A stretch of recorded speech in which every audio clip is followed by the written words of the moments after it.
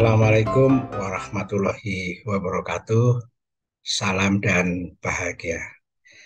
Bapak Ibu sekalian yang saya hormati dimanapun Anda berada, terutama para pengelola pendidikan kesetaraan, baik yang ada di Sanggar Kegiatan Belajar maupun di Pusat Kegiatan Belajar Masyarakat. Pada kesempatan kali ini saya akan menjelaskan bagaimana membaca satuan kredit kompetensi pada kurikulum Merdeka. Mengingatkan terkait dengan implementasi kurikulum Merdeka pada pendidikan kesetaraan sudah memasuki tahun yang kedua. Jadi pada tahun pelajaran 2022-2023 sudah terdaftar 1.664 satuan pendidikan baik SKB maupun PKBM. Nah, saat ini sudah dibuka kembali pendaftaran kurikulum Merdeka atau pendaftaran implementasi kurikulum Merdeka sudah dimulai pada kemarin 6 Februari dan akan berlangsung sampai tanggal 31 Maret ya, sampai tanggal 31 Maret. Nah, mohon Bapak Ibu sekalian bisa bisa mendaftarkan jika memang Bapak Ibu ingin melaksanakan kurikulum Merdeka. Nah, Bapak Ibu sekalian nanti ketika akan mendaftar IKM, yaitu di platform Merdeka Mengajar atau di platform PMM ya, Bapak Ibu akan disodorkan sebuah survei ya. Nah, survei itu Bapak Ibu isi apa adanya. Sekali lagi ya, survei itu bukan tes. Untuk itu silahkan diisi apa adanya. Nanti setelah Bapak Ibu mengisi survei, akan mendapatkan kepenetapan masuk kategori IKM yang mana. Ada 3 kategori ini Bapak sekalian. Ya, pertama kategori mandiri belajar, mandiri berubah, dan mandiri berbagi. Nah, mandiri belajar itu sebenarnya masih menerapkan kurikulum 2013. Nah, sedangkan mandiri berubah dan mandiri berbagi menerapkan kurikulum merdeka. Ya, kalau kurikulum pendidikan setaraan kurikulum 2013 itu sebenarnya hampir mirip-mirip dengan kurikulum merdeka. Karena apa? Karena di kurikulum pendidikan setaraan kurikulum 2013 itu sudah ada muatan khusus. Nah, pada muatan khusus inilah kemudian Bapak Ibu bisa menerapkan beberapa bagian dan prinsip kurikulum merdeka. Yang biasanya kalau di sekolah formal itu menyelenggarakan proyek ya, P5 ya, mengerjakan P5 proyek penguatan profil pelajar Pancasila. Nah, proyek ini untuk menguatkan karakter dan sekaligus keterampilan Bapak Ibu sekalian. Nah, kalau kita pendidikan setaraan sejak kurikulum 2013 itu sudah ada semacam penguatan karakter dan keterampilan, yaitu pada muatan kelompok khusus. Jadi sebenarnya Bapak Ibu sekalian, pendidikan kesetaraan yang melaksanakan kurikulum 13 secara konsisten itu bisa mendaftarkan dan melaksanakan uh, minimal mandiri belajar. Nah, Bapak Ibu yang menggunakan kurikulum Merdeka pada kategori mandiri berubah dan mandiri berbagi. Nah, Bapak Ibu yang nanti dimasukkan pada kategori mandiri berubah dan mandiri berbagi, Bapak Ibu harus menerapkan kurikulum Merdeka. Bedanya apa? Bedanya kalau mandiri berubah menggunakan perangkat ajar yang sudah disediakan pada kelas 1, kelas 4, kelas 7, kelas 10 di platform Merdeka Mengajar. Bapak bisa melihat contoh-contoh perangkat ajar di sana ya, ATPMA-nya ya, alur tujuan pembelajaran dan modul ajarnya bisa melihat contoh dan diadaptasi. Nah, sedangkan mandiri berbagi, satuan pendidikan bisa mengembangkan sendiri. Ini bedanya Bapak Ibu sekalian. Nah, pada kurikulum Merdeka, sebagaimana juga pada kurikulum 2013, pendidikan kesetaraan masih menggunakan satuan kredit kompetensi dalam menghitung beban belajar. Jadi pada kurikulum Merdeka, sekali lagi masih menggunakan satuan kredit kompetensi atau SKK, dan dalam pelaksanaan pembelajaran menggunakan pembelajaran tatap muka, pembelajaran tutorial, dan belajar mandiri. Jadi masih masih tetap Bapak Ibu sekalian. Ya, sekali lagi ya Bapak Ibu. Jadi SKK itu tetap digunakan untuk perhitungan beban belajar pada kurikulum Merdeka. Jadi sebagaimana pada kurikulum 2013, beban belajar pada pendidikan setara itu bukan langsung jam pelajaran, tapi menggunakan satuan kredit kompetensi. Nah, muatan belajar program pendidikan setara ini, seperti saya jelaskan, menggunakan satuan kredit kompetensi yang menunjukkan bobot kompetensi yang harus dicapai peserta didik dalam mengikuti program pembelajaran, baik menggunakan tatap muka, tutorial, dan atau kegiatan belajar mandiri. Nah, ini masih sama dengan kurikulum 2013. Nah, satu SKK adalah satuan kompetensi yang dicapai melalui pembelajaran. Kalau tatap muka itu 1 jam pelajaran, kalau menggunakan tutorial itu 2 jam pelajaran, kalau menggunakan belajar mandiri 3 jam pelajaran, 1 SKK. Dan ini bisa dikombinasikan secara proporsional dari ketiganya. Yang tidak boleh itu semuanya belajar mandiri. Ya. Kalau satu mata pelajaran belajar mandiri, pasti harus ada kegiatan tatap mukanya. Minimal di awal, kemudian di akhir, yaitu assessment ya, assessment sumatif. Kalau dulu ujian modul. Tidak bisa pembelajaran mandiri full, tidak bisa. Nah, Bapak Ibu sekalian yang saya hormati, untuk ketentuan 1 jam pelajaran setelah dikonversi dari SKK menjadi jam pelajaran, sama dengan ketentuan yang lain di sekolah, 1 jam pelajaran untuk paket A itu 35 menit, 1 jam pelajaran untuk paket B 40 menit, kemudian 1 jam pelajaran untuk paket C 45 menit. Nah, Bapak Ibu sekalian, ini struktur kurikulum paket. Sebagaimana kita ketahui, pada kurikulum Merdeka ini kita ambil dari keputusan Menteri Pendidikan, Kebudayaan, Riset, dan Teknologi nomor 262 garis miring M garis miring 2022. Ini merupakan struktur kurikulum paket A, ya, paket A. Nah, di paket A itu sama dengan SD, itu ada 3 fase. Fase A, fase B, fase C. Fase A itu kelas 1 dan 2, fase B itu kelas 3 dan 4, fase C itu kelas 5 dan 6. Nah, menariknya Bapak Ibu sekalian, kalau kita lihat di sini, di paket A ini ada 2 kelompok. Pertama, kelompok mata pelajaran umum, kemudian yang kedua, kelompok pemberdayaan dan keterampilan berbasis profil pelajar Pancasila. Kalau di kurikulum 2013, ini kita sebut dengan muatan kelompok khusus. Nah, sekarang disebut dengan kelompok pemberdayaan dan keterampilan berbasis profil pelajaran Pancasila. Ada 2 mata pelajaran di sini, yaitu pemberdayaan dan keterampilan. Nah, menariknya lagi Bapak Ibu, di kurikulum Merdeka, PJOK seni budaya itu tidak lagi masuk keterampilan. Kalau dulu PJOK seni budaya prakarya itu masuk di keterampilan, yaitu keterampilan wajib pada kurikulum 2013. Jadi pada kurikulum 2013, keterampilan itu ada 2. Keterampilan wajib meliputi PJOK, seni budaya, dan prakarya. Nah, sekarang ketika 2 mata dari 3 itu, yang 2 itu menjadi mata pelajaran kelompok umum, disama dengan sekolah, yaitu PJOK dan seni budaya.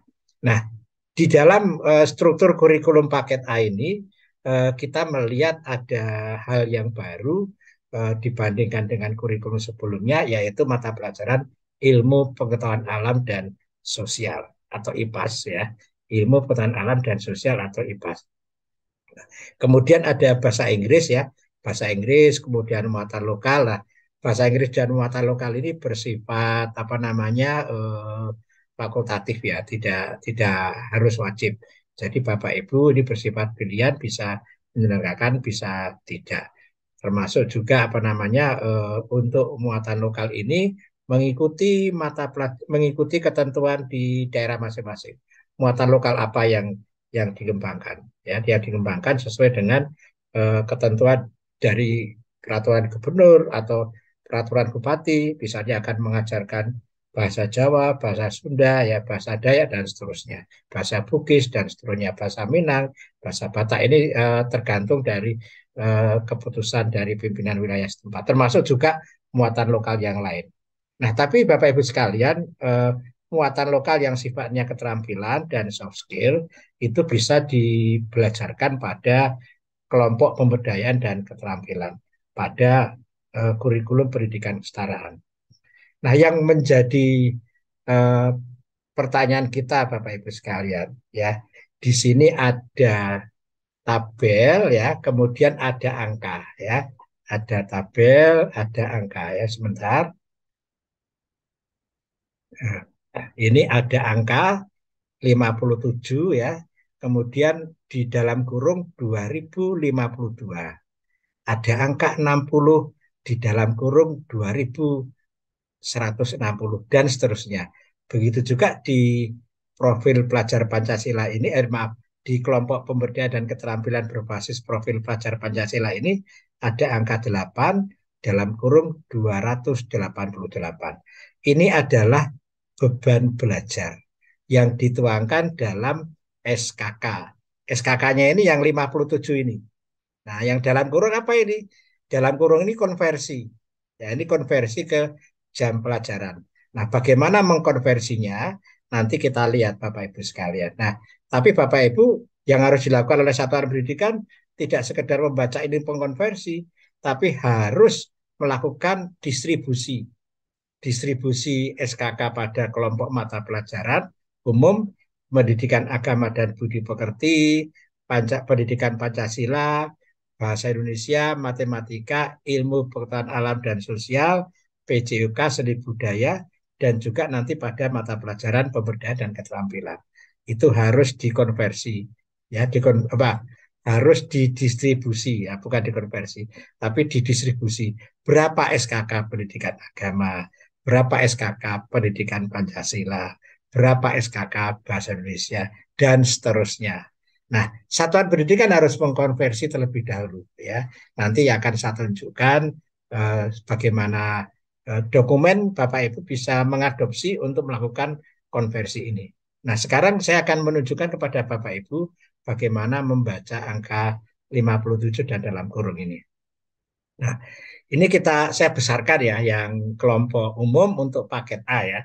57, ya, 57 di dalam kurung 2052. Nah, angka yang ada di luar kurung ini adalah angka SKK, ya. Angka di dalam kurung adalah angka jam pelajaran, ya. Sekali lagi, angka dalam kurung adalah jam pelajaran. Nah, penjelasannya adalah demikian Bapak Ibu sekalian. Pembelajaran itu dilaksanakan dalam fase yang dilakukan setiap tahun pelajaran. Nah, 1 tahun pelajaran itu ada 2 semester, gitu ya. 1 tahun ada 2 semester. Nah, rata-rata tiap semester minggu efektifnya itu 18 minggu.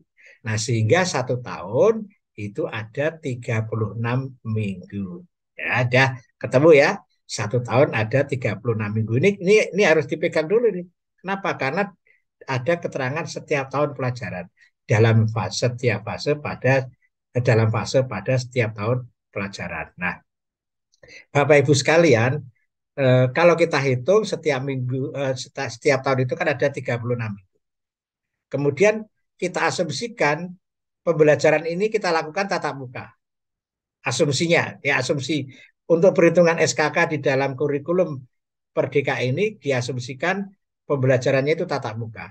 Tapi Bapak Ibu boleh melakukan dengan kombinasi belajar tutorial, dengan kombinasi belajar mandiri. Nah, yang perlu dicatat adalah belajar tutorial itu pasti didahului dengan belajar mandiri. Karena belajar mandiri belum jelas atau membahas materi-materi yang sulit dilakukan dalam kegiatan tutorial. Jadi kegiatan tutorial itu tidak menjelaskan materi. Menjelaskan materi itu ada di pembelajaran tatap muka atau bersama-sama peserta didik untuk mencari tahu apa sih materi yang akan dikuasai pada mata pelajaran mengenai ekosistem misalnya. Nah, bersama peserta didik, guru atau tutor ini melakukan kegiatan eh, menemukan sebuah ekosistem, kemudian bersama-sama merumuskan. Nah, ini kegiatan tatap muka. Tapi kalau belajar mandiri, peserta didik diberi tugas untuk mengenal ekosistem. Nah, kemudian setelah itu ketemu di kelas baru didiskusikan. Nah, itulah yang disebut tutorial. Barangkali peserta didik ada hal yang belum jelas atau ada yang terjadi belum miskonsepsi terkait eh, ekosistem gitu ya. Nah, itu diluruskan di dalam kegiatan tutorial. Nah, sehingga tutorial itu waktunya lebih panjang, ya lebih panjang. Termasuk juga belajar mandiri itu waktunya lebih panjang. Satu SKK belajar mandiri 3 jam pelajaran. Tutorial satu SKK 2 jam pelajaran. Tapi kalau tatap muka 1 jam pelajaran. Nah, kita asumsikan kegiatan belajar itu eh, tatap muka. Tapi tidak tidak mungkin semuanya tatap muka. Akan menjadi berat bagi PKBM kalau semua pembelajaran itu tatap muka. Ini asumsi untuk perhitungan jam pelajaran Bapak Ibu sekalian. Nah, kalau kita asumsikan belajar tatap muka, pembelajarannya tatap muka, maaf ya, 36 konversi tatap muka itu satu SKK adalah satu, ya satu. Kemudian SKK-nya tadi kan 57 ini, SKK-nya 57. Berarti 36 kali 1 kali 57. Berarti angkanya adalah ketemunya perhitungan ini adalah 2052 ya. Kalau Bapak Ibu misalnya tutorial semuanya itu akan ketemu angkanya 36 kali 2 kali 57. Berarti 4104 ya. Ini Bapak Ibu sekalian. Nah, kalau Bapak Ibu mengkombinasi dengan kegiatan belajar mandiri, angkanya jam pelajarannya akan lebih besar ya. Tapi kegiatan tatap muka di PKBM, di SKB tidak sebesar belajar mandiri. Di PKBM, di SKB itu jadwalnya hanya jadwal untuk kegiatan tatap muka dan tutorial. Belajar mandiri tidak ada jadwalnya di PKBM. Nah, Bapak Ibu sekalian terkait dengan hal itu barangkali kita perlu lebih banyak mencoba bagaimana Bapak Ibu membuat jadwal yang merupakan gabungan tatap muka, belajar mandiri, kemudian tutorial. Yang setiap minggunya itu mungkin bisa berbeda antara mata pelajaran satu dengan yang lainnya. Tidak harus setiap minggu itu bertemu karena pembelajarannya bisa dikombinasikan antara belajar tatap muka, belajar mandiri dan tutorial. Sehingga PKBM bisa melaksanakan pembelajaran seminggu 3 kali atau seminggu 4 kali atau 4 hari 3 kali. Bahkan ada yang bisa melaksanakan pembelajaran 2 kali seminggu. Nah, itulah Bapak Ibu kenapa kita bisa menyelenggarakan seperti itu. Tapi di dalam struktur kurikulum ini asumsi perhitungan di dalam kurung ini adalah perkaliannya tatap muka. Berarti kalau 60 itu berasal dari 36 kali 1 kali 60 ketemu 2160. Begitu juga 64. 64 itu berasal dari 36 kali 1 kali 64. Ketemu 2304. Ini Ibu Bapak sekalian ya. Jadi mungkin ada yang belum pernah mengetahui ya, dari mana asalnya angka di dalam kurung ini.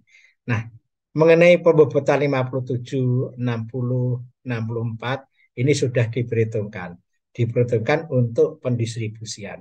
Nah, Bapak Ibu sekalian, kita lihat di paket B ya. Kalau di paket A tadi ada 3 fase ya, seperti di SD ya. Kalau di paket B seperti di SMP ada 1 fase saja, yaitu fase D pada kelas 7, kelas 8, dan kelas 9. Nah, kemudian mata pelajaran IPAS sudah dipisah menjadi 2, yaitu ilmu pengetahuan alam dan ilmu pengetahuan sosial. Kemudian bahasa Inggris tidak lagi opsional, fakultatif, tapi sudah menjadi mata pelajaran yang wajib yang harus disampaikan. Nah, kemudian di sini juga ada PJOK, kemudian ada seni budaya, kemudian muatan lokal. Dan tentunya juga ada mata pelajaran khas pendidikan kesetaraan, yaitu kelompok pemberdayaan dan keterampilan berbasis profil pelajar Pancasila. Ini SKK-nya. Nah, seperti tadi cara membacanya, misalnya di fase D ini 88 berarti 36 kali 1 kali 88. Ketemu 3.168 dalam setahun. Kemudian pemberdayaan dan keterampilan 30, jam pelajarannya 1080, itu berasal dari 36 kali 1 kali 30, ketemu sekian. Ini Bapak Ibu sekalian. Nah, bagaimana pendistribusiannya? Nah, kita lihat. Ini contoh yang paket B, ada contohnya. Bapak Ibu nanti akan saya berikan dokumen pengorganisasian SKK-nya ya. Nah, ini contoh pendistribusian untuk mata pelajaran di program paket B. Kelas 7, kelas 8, kelas 9. Nah, ini alokasi SKK-nya ya di fase D. Ini kelompok mata pelajaran untuk yang umum, pendidikan agama dan budi pekerti, di kelas 72, kelas 82, kelas 92. Kemudian pendidikan Pancasila. Ini pendistribusiannya. Nah, dari mana ketemu angka-angka ini? Ini kita mempertimbangkan dengan beban belajar yang ada di struktur pendidikan formal ya. Kita lihat struktur kurikulum pendidikan formal, oh ternyata pendidikan bahasa maaf, ternyata mata pelajaran bahasa Indonesia, matematika, IPA, IPS, bahasa Inggris itu memiliki bobot yang tinggi, sehingga ini kita berikan bobot SKK-nya lebih tinggi daripada mata pelajaran pendidikan agama, pendidikan Pancasila, kemudian PJOK dan seni. Nah, ini Ibu dan Bapak sekalian. Nah, sedangkan untuk pemberdayaan dan keterampilan itu Bapak Ibu terserah mau membobot seperti ini atau seperti apa, karena ini tidak tergantung dengan beban belajar yang ada di formal sebagai pembanding. Kalau ini Bapak Ibu lebih leluasa untuk apa namanya, untuk membagi, tidak harus 4-6, bisa 3 dan 7 atau mungkin 5 dan 5. Ini tergantung Bapak Ibu akan melakukan kegiatan apa. Nah, ini akan sangat bergantung dari perencanaan Bapak Ibu yang dilakukan di masing-masing satuan pendidikan. Nah, ini contoh Bapak Ibu sekalian, contoh bagaimana melakukan konversi. Sebelum saya menyampaikan dokumen-dokumen yang Bapak Ibu bisa gunakan untuk contoh, Bapak Ibu saya sampaikan struktur paket C. Nah, khusus untuk paket C ini nanti saya akan menjelaskan dalam video tersendiri ya. Ini kan agak panjang Bapak Ibu sekalian. Saya ingin menyampaikan bahwa di paket C ini ada 2 fase. Seperti di sekolah ya, di SMA itu ada fase E dan fase F ya. Kemudian ini ada keterangan ya, ada keterangan, nanti akan saya jelaskan di dalam video tersendiri. Tapi yang ingin saya tegaskan dulu sebelum nanti secara detail, karena ini penjelasannya agak panjang Bapak Ibu sekalian ya. Penjelasannya agak panjang dan saya ingin menjelaskan dalam satu video tersendiri. Jadi di fase E itu semua peserta didik itu mengikuti mata pelajaran di kelompok umum. Ya, mata pelajaran kelompok umum di fase E diikuti oleh semua peserta didik ya. Jadi baik mata pelajaran pendidikan agama budi pekerti, pendidikan Pancasila, bahasa Indonesia, matematika, bahasa Inggris, ilmu pengetahuan alam, ilmu pengetahuan sosial, sejarah, PJOK dan seni. Nah, terkait dengan penjelasan IPA dan IPS nanti akan saya jelaskan dalam video tersendiri. Nah, ini di fase E. Nah, di fase F ini tidak mengikuti yang sebelah kanan ini. Ini di fase F itu nanti untuk mata pelajaran pilihan. Ya, sekarang istilahnya mata pelajaran pilihan. Tidak ada penjurusan, tidak ada peminatan. Nah, bagaimana memilihnya? Nanti saya jelaskan dalam video tersendiri. Nggak akan lama ya, paling Bapak Ibu simak terus saja. Makanya jangan lupa subscribe, ketik tanda lonceng, klik tanda lonceng, bukan ketik ya, klik tanda lonceng, nanti Bapak Ibu akan mendapatkan notifikasi. Terutama bagi PKBM dan SKB yang sudah mengikuti IKM tahun 2022 dan 2023, nanti kan akan naik kelas nih peserta didiknya yang paket C. Yang paket C itu kan sekarang kelas 10. Nah, tahun pelajaran depan kan kelas 11. Nah, harus mengikuti ketentuan ini. Nanti saya jelaskan bagaimana penjelasannya Bapak Ibu sekalian ya. Tapi yang ingin saya tegaskan lagi, ini angkanya 20 di fase E, kemudian perhitungannya seperti tadi, 20 kali 20 itu menjadi 720, itu adalah 36 kali 1 kali 20 ya. Kemudian di fase F itu kenapa 27 itu apa namanya 36 kali 1 kali 27 ketemu angka ini. Itu Ibu dan Bapak sekalian ya. Nah, Bapak Ibu sekalian yang saya hormati, nah ini eh, dokumen yang tadi saya katakan. Jadi berdasarkan ketentuan sudah ada dokumen panduan pembelajaran dan asesmen. Ini ada untuk kurikulum Merdeka maupun untuk kurikulum 2013. Nah, Direktorat Pendidikan Masyarakat dan Pendidikan Khusus bersama-sama dengan Puskurjar, didampingi Puskurjar, sudah membuat contoh pengorganisasian satuan kredit kompetensi pada kurikulum Merdeka Pendidikan Setara. Karena kan tadi di awal sudah saya katakan, beban belajarnya menggunakan SKK. Nah, contoh sederhana pengorganisasian seperti yang tadi sudah saya jelaskan. Tapi ada penjelasan lebih rinci bagaimana Bapak Ibu akan melakukan pengorganisasian, pendistribusian SKK sampai adanya jadwal, sampai membuat jadwal. Ada di dalam buku ini Bapak Ibu sekalian. Nah, saya kira Bapak Ibu silahkan nanti bisa mengunduh pada tautan yang saya sertakan di deskripsi YouTube ini. Sekian Bapak Ibu sekalian, kalau ada kekurangan mohon maaf, dan ingat ikuti video selanjutnya mengenai penjelasan program paket C, yaitu tentang mata pelajaran pilihan. Saya kira demikian, terima kasih. Kalau ada kekurangan mohon maaf. Assalamualaikum warahmatullahi wabarakatuh. Salam dan bahagia.